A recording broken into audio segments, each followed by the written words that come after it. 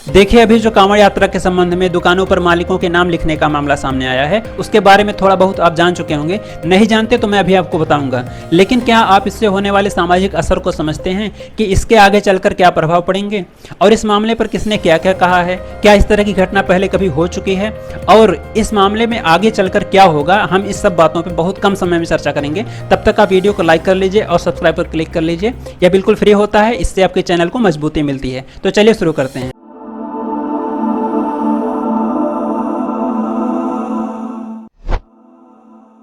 बांट दिया इस धरती को, क्या चांद सितारों का होगा?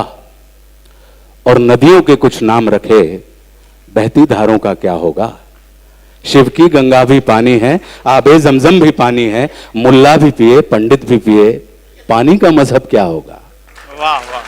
देखिए, मामला यह है कि एक सरकारी आदेश आया है जिसमें कहा गया है कि कांवड़ यात्रा मार्ग में पड़ने वाली हर तरह की दुकानों, चाहे वे ठेले वाले हों, रेहड़ी वाले हों, या फलों की दुकानें हों, चाहे छोटे मोटे ढाबे हों, या अन्य दुकानें जहां से खाने पीने की सामान खरीदी जा सकती हों, वहां मालिक अपना नाम और अपने यहाँ काम करने वालों का नाम लिखे, ताकि शिव भक्तों को कोई कंफ्यूजन ना रहे कि वे सामान कहां से खरीद रहे हैं। देखिए, इसी 22 जुलाई से कांवड़ यात्रा शुरू होनी है। सुरक्षा के लिहाज से प्रशासन हर बार यह प्रबंध करता है कि यह धार्मिक त्योहार या कार्यक्रम शांतिपूर्वक निपट जाएं।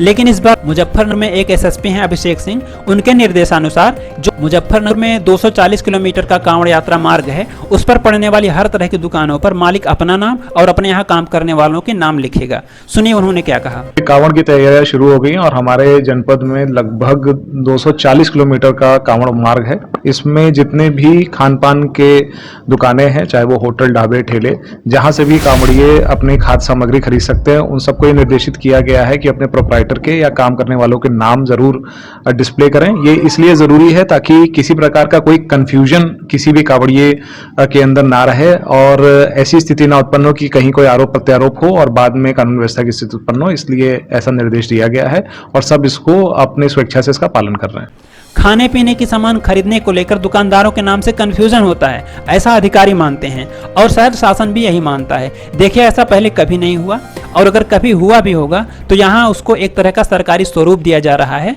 या ये कहें कि उसका सरकारीकरण किया जा रहा है। तो इस तरह के निर्देश को अमल में लाया जा चुका है। आप वीडियो में देख रहे होंगे कि दुकानदार किस तरह से अपने नाम की तख्तियां दुकान पर लगाए हुए हैं।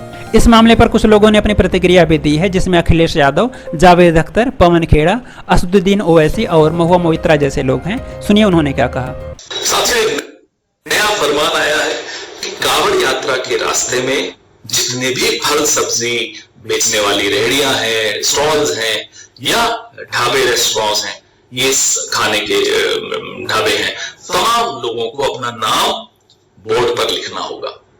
इसके पीछे की मंशा बड़ी स्पष्ट है, आप समझ गए होंगे। हिंदू कौन है, मुसलमान कौन है। हो सकता है इसमें जाति भी हो, मंशा में ये हो सकता है कि कहीं दलित तो नहीं है, ये सब हो सकता है, बिल्कुल संभव है।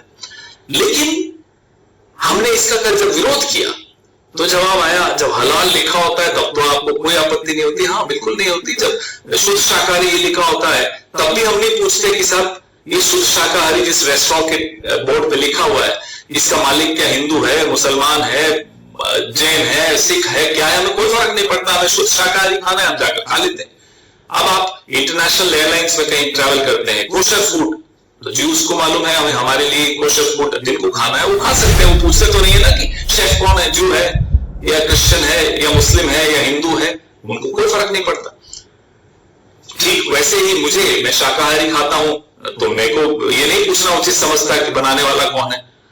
ये करना जो ये कांवड़ यात्रा पे प्रपोज कर रहे हैं, इसके पीछे मंशा है इकोनॉमिक बॉयकॉट ऑफ मुस्लिम्स को नॉर्मलाइज करना, कैसे आर्थिक बहिष्कार का सामान्यकरण करना है मुसलमानों का। तो इस मंशा को तो हम कामयाब किसी के लिए नहीं होने देंगे, वो हिंदू के लिए करे हो, मुसलमानों के लिए करे हो, किसी के लिए भी करे, हम नहीं होने देंगे। अब मीट एक्सपोर्टर्स हैं बड़े बड़े 4-5 जो हैं, अल कबीर कौन है मालिक, सबरवाल। अरेबियन एक्सपोर्ट्स कौन है मालिक, कपूर। MKR फ्रोजन कौन है मालिक, मदन एबट। PML इंडस्ट्रीज मालिक कौन है, बिंद्रा साहब है। और एक होमवर्क भी दे दूं, अल दुआ, पता लगाइएगा कि जब ये अल दुआ नाम की बीफ एक्सपोर्टर कंपनी बनी थी तो इसके मालिक कौन थे। ये होमवर्क मैं संघ की विचारधारा वाले दोस्तों को दे रहा हूं। जिस तरह से अगर हिंदू मीट एक्सपोर्ट करता है तो रहती तो मीट ही है ना, या दाल चावल बन जाती है, वो मीट ही रहेगा। ठीक उसी तरह से अगर कोई अल्ताफ या रशीद आम अमरूद बेच रहा है तो आम अमरूद ही रहेंगे, वो गोश्त नहीं बन जाएंगे। तो ये संघ वाले जो लोग हैं बिना सोचे समझे जब कुछ काम करते हैं तो फंस जाते हैं, पहली ही आर्गुमेंट में धाराशायी हो जाते हैं। लेकिन जो षड्यंत्र ये लोग रच रहे हैं, हमारी आपकी जो एक तहजीब है, अब एक उस तहजीब में मुझे याद आता है अलीगंज लखनऊ में, वहां बड़ा मंगलवार के पीछे की जो कहानी है वो सुनकर बड़ा आनंद आता है। दुर्गा पूजा हो, भगवान जगन्नाथ यात्रा हो, सब में कैसे मिलजुल कर इस तहजीब में हम लोग एक दूसरे के त्योहारों में हाथ बटाते हैं, तैयारियां करते हैं। उस तहजीब पर ये हमला बोल रहे हैं, और ये हमला सिर्फ उस तहजीब पर नहीं बोल रहे, हमारे आपके घरों में घुसकर तय करेंगे कि कौन क्या खाएगा, किससे खरीदेगा, क्या कपड़े पहनेगा, किस भाषा में बोलेगा।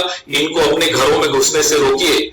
अगर इनको अपने घरों में घुसने से रोकना है तो इस विचारधारा को अपने मोहल्ले से दूर रखिए, अपने जीवन से दूर रखिए, अपनी विधानसभाओं और लोकसभाओं से दूर रखिए, अपने समाज से दूर रखिए। तभी हम अपने इस खूबसूरत हिंदुस्तान की तहजीब को बचा पाएंगे। तो ये है उत्तर प्रदेश के पूर्व मुख्यमंत्री अखिलेश यादव। इन्होंने एक्स पर पोस्ट करते हुए लिखा है, मुजफ्फरनगर पुलिस ने जनता के भाईचारे और विपक्ष के दबाव में आकर आखिरकार होटल फल ठेले वालों को अपना नाम लिखकर प्रदर्शित करने के प्रशासनिक आदेश को स्वैच्छिक बनाकर जो अपनी पीठ थपथपाई है, उतने से ही अमन और चैन पसंद करने वाली जनता मानने वाली नहीं है। ऐसे आदेश पूरी तरह से खारिज होने चाहिए।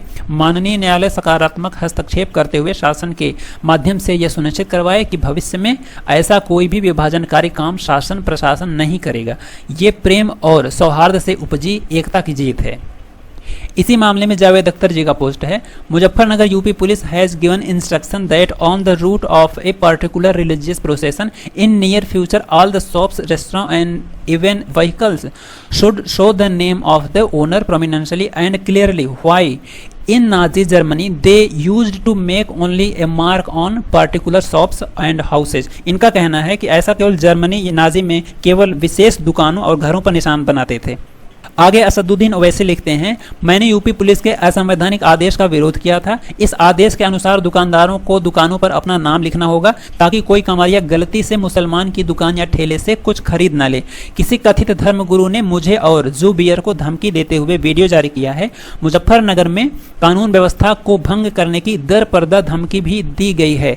एक अनैतिक और भेदभावपूर्ण आदेश का विरोध करना कोई जुर्म नहीं है। मुकदमा उन पर दर्ज होना चाहिए जो दो समाजों को लड़ाना चाहते हैं। तो इस तरह से असदुद्दीन ओवैसी ने दो समाजों को लड़ाने का आरोप लगाया है।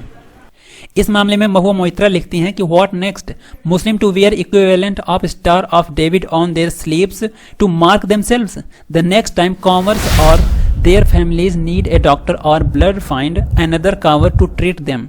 UP police CM office UP, this is blatantly illegal and anti constitutional. Mahua Moitra कह रहे हैं कि आगे क्या मुसलमान खुद को चिन्हित करने के लिए अपनी आस्तीन पर स्टार ऑफ डेविड की तरह पहनेंगे? अगली बार जब कांवड़ियां या उनके परिवारों को डॉक्टर या रक्त की आवश्यकता हो तो क्या उनके इलाज के लिए दूसरी कांवर वाले ही काम आएंगे? उन्होंने कहा, यह पूरी तरह से अवैध और संविधान विरोधी है। तो इस तरह से समाज को क्या संदेश दिया जा रहा है, इसमें कोई कहने की बात नहीं है, कहने से ज्यादा समझने की बात है, और आप समझ रहे होंगे। देखिए, कुछ लोग ऐसा सोच रहे हैं कि एसएसपी साहब बीजेपी के मिजाज को देखते हुए एक कदम आगे बढ़कर खुद यह फैसला लिए हैं। लेकिन सोचिए, अगर ऐसा होता तो बीजेपी जरूर कुछ न कुछ इस पर प्रतिक्रिया दे चुकी होती। अभी तक बीजेपी की तरफ से इस पर कोई भी प्रतिक्रिया नहीं आई है। कभी भी बीजेपी इतनी पीछे नहीं रहती प्रतिक्रिया देने में। जरूर कोई न कोई बात है जो योगी सरकार को रोक रही है। देखिए, लोग इसे अलगाववादी फैसला मान रहे हैं और काफी ज्यादा नाराज हैं। कहा जा रहा है कि आप पेट्रोल पंप पर भी नाम लिखवाइए कि कौन कौन लोग वहां काम कर रहे हैं, कौन मालिक हैं, ताकि कंफ्यूजन कोई ना रहे कि तेल लें कि ना लें। ब्लड बैंक पर भी लिखवाइए कि वहां जो आपको यूनिट लग रही है ब्लड की, वो पता चले कि किस आदमी ने ब्लड दिया है, हिंदू ने दिया है कि मुसलमान ने दिया है। जो खाद्य सामग्री, जो पैकेट वाली चीजें आ रही हैं, उस पर भी तय हो कि कौन लोग काम किए थे, हम खाएं कि न उसे। देखिए, समाज में फैली बुराइयों को दूर करने की जगह अगर सरकार खुद ही इस तरह का अलगाववाद या भेदभाव फैलाएगी तब तो सवाल उठेंगे ही। ऐसा हो सकता है कि बहुत जल्दी ही यह मामला कोर्ट में जाए, क्योंकि इसका विषय बड़ा संवेदनशील है। इसी देश में देखा जाता है कि कांवड़ यात्रा में मुस्लिम सहयोग करते हैं कांवड़ियों का, और जब मुसलमानों के यहाँ मुहर्रम रहता है तो हिंदू भी उनका सहयोग करते हैं, उनके साथ रहकर उस कार्यक्रम में भाग लेते हैं। देखिए हम आपको बताएं, हमारे यहाँ जब मुहर्रम के ताजिए निकलते हैं तो सड़क पर हिंदू लोग एक लाइन में बैठ जाते हैं और उनके ऊपर से ताजिए निकलते हैं। ऐसा माना जाता है कि जब उनकी छाया, मतलब ताजिए की छाया जब उन पर पड़ेगी तो उनको एक आशीष या आशीर्वाद जैसा कुछ मिलेगा। अब सही में मिलता है कि नहीं मिलता है वो अलग विषय है, लेकिन यहाँ आप सौहार्द देखिए। हम ऐसे भारत देश में रहते हैं जहाँ ईद और दिवाली एक दूसरे के साथ मिलजुल कर लोग मनाते हैं। तो यह जो मामला है दुकानों पर नाम लिखने वाला, जिस तरह से देखिए आम वाले अपना नाम लिखे हुए हैं तख्तियों पर, इससे आप क्या क्या पता कर पाएंगे? क्या आप ये भी पता कर पाएंगे कि वो आम किस बाग से आए हुए हैं? बाग से लेकर दुकान तक कौन आदमी लेकर आया है? हिंदू लेकर आया या मुसलमान लेकर आया? देखिए अगर उस आम को हिंदू बेच रहा है तब भी वे आम ही हैं, अगर मुसलमान बेचेगा तब भी वे आम ही रहेंगे। सीधी सी बात है, भोजन का संबंध तो भूख से है, चाहे उसे हिंदू बेचे या मुसलमान बेचे। एक सवाल पूछूंगा कविता के माध्यम से, इसका जवाब आपको मुझे नहीं देना है, ठीक है? इसका जवाब आपको अपने आप को ही देना है, और देना चाहे तो बांट दिया इस धरती को, क्या चांद सितारों का होगा? और नदियों के कुछ नाम रखे, बहती धारों का क्या होगा? कि ये गंगा है, ये सरस्वती है, ये यमुना है, ये ताप्ती है, ये रेवा है, ये नदियों के नाम है, लेकिन उसमें जो तो बांट दिया इस धरती को, क्या चांद सितारों का होगा? और नदियों के कुछ नाम रखे, बहती धारों का क्या होगा? शिव की गंगा भी पानी है और आबे जमजम भी पानी है। वाह वाह वाह। शिव की गंगा भी पानी है, आबे जमजम भी पानी है, मुल्ला भी पिए, पंडित भी पिए, पानी का मजहब क्या होगा? वाह वाह। तो शिव की गंगा भी पानी है, आबे जमजम भी पानी है, मुल्ला भी पिए, पंडित भी पिए, पानी का मजहब क्या होगा? और इन फिरका परस्तों से पूछो, इनके धर्म नहीं होते, वो किसी भी धर्म में पाए जाते हैं, तो फिरका परस्तों से पूछो, क्या सूरज अलग बनाओगे? इन फिरका परस्तों से पूछो, क्या सूरज अलग बनाओगे? और एक हवा में सांस है सबकी, क्या हवा भी नहीं चलाओगे? वाह वाह वाह। कि नहीं साहब, ये अगड़ों की हवा है, ये पिछड़ों की हवा है, ये अवर्ण की हवा है, ये सवर्ण की हवा है, ये बैकवर्ड हवा चलती है, तो साहब ये फॉरवर्ड हवा चलती है। राणा जी आपकी हवा ये है और आशुतोष आपकी हवा ये है। तो इन फिरका परस्तों से पूछो, क्या सूरज अलग बनाओगे? एक हवा में सांस है सबकी, क्या हवा भी नहीं चलाओगे?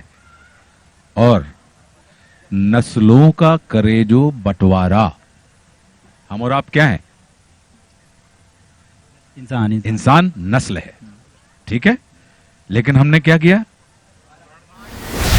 और उसमें भी क्या किया? ये स्त्री है, ये पुरुष है, जबकि इंसान की नस्ल है, पौधों की नस्ल है, जानवरों की नस्ल है। तो नस्लों का करे जो बंटवारा, रहबर वो कौम का ढोंगी है। कौम मतलब दुनिया। नस्लों का करे जो बंटवारा, रहबर वो कौम का ढोंगी है। अब सवाल खड़ा होता है, इसका जवाब मुझे मत देना, रात में सोने के पहले अपने आप को देना, कि नस्लों का करे जो बंटवारा, रहबर वो कौम का ढोंगी है। और क्या खुदा ने मंदिर तोड़ा था या राम ने मस्जिद तोड़ी है? इस फैसले के असर भी दिखने लगे हैं। जिस दुकानों पर मुसलमान मजदूर काम करते थे, जो दुकान हिंदुओं की हुआ करती थी, वहां से मुसलमान मजदूर निकाले जा रहे हैं, इसलिए ताकि दुकान का घाटा न हो। देखिए ऐसे फैसलों के दुष्परिणाम आगे चलकर दिखेंगे।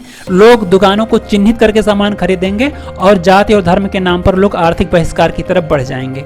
देखिए हमने अपने बचपन में या उससे पहले अतीत में ऐसे फैसले न तो कभी देखे न सुने। आज आप धर्म के आधार पर भेदभाव कर रहे हैं, कल जाति के आधार पर होगा। ऐसा मैं इसलिए कह रहा हूं क्योंकि इस समय इसी तरह का ट्रेंड चल रहा है।